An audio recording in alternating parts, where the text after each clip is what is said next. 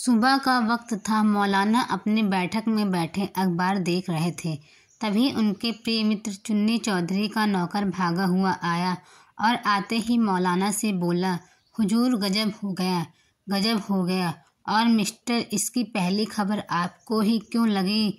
दूर की मत हाको मिस्टर, बात सही सही जो हो वह बताओ, 2/3 मत करो। हुजूर, मालिक साहिब के पेटों में जोरों का दर्द है, आपको फौरन याद किया है। मिस्टर, तुम इस बात को अगर सीधे सपाट ढंग से कह देते तो चंद मिनट जो बेकार की बातों में बर्बाद हुए वह बचाए जा सकते थे। मैं अभी चलता हूँ। नौकर से यूँ कहकर मौलाना साहब ने अपना दवाइयों का थैला उठाया और उसके साथ चल पड़े।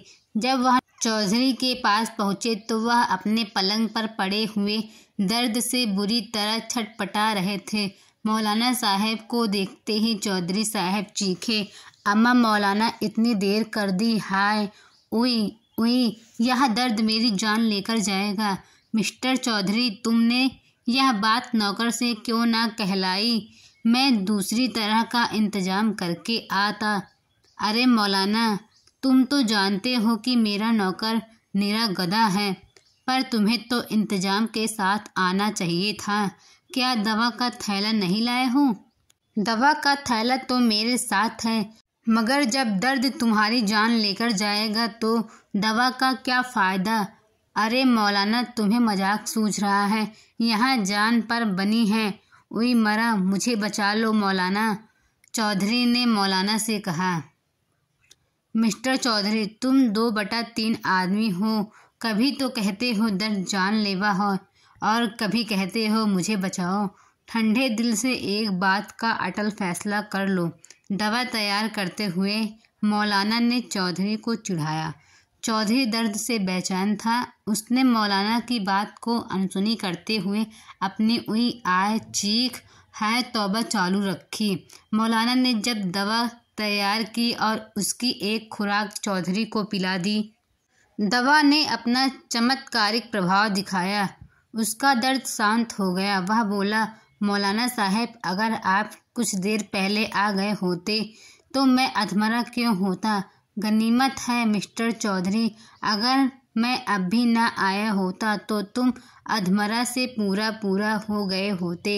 मैं कहता हूँ मिस्टर चौधरी, तुम यह 2/3 घटिया बातें करना कब छोड़ोगे? आप कुछ भी कहो मौलाना, मगर आपको एक बात तो माननी ही पड़ेगी। आपकी 2/3 और मिस्टर की तोता रटन खोपड़ी दर्द कर देती है।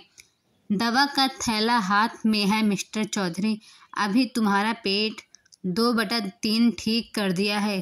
कहो तो अब सर दर्द की दवा बनाऊं? मेहरबानी है हजूरे आला, आप इत्मीनान से बैठिए, दवा तो आपकी एक खुराक ही काफ़ी है। मौलाना से यूँ कहकर चौधरी ने अपने नौकर को चाय नाश्ते का प्रबंध के लिए भेज दिया। जब नौकर नाश्ते के लिए गर्मा गर्म हलवा लेकर आया तो मौलाना साहब की तबीयत बाग बाग हो उठी। वे अकेले ही हलवों की प्लेट पर टूट पड़े। चौधरी ने देखा कि मौलाना साहब हलवे से अकेले ही जूझ रहा है तो वे भी शीघ्रता से उठकर उनकी प्लेट में शामिल हो गए।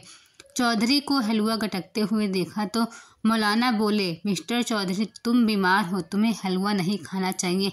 मैंने कहा था कि अभी तुम्हारा दर्द 2/3 ही दूर हुआ है।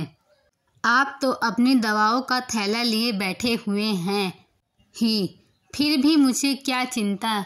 जो कहकर चौधरी साहब ने हलवा खाना चालू रखा।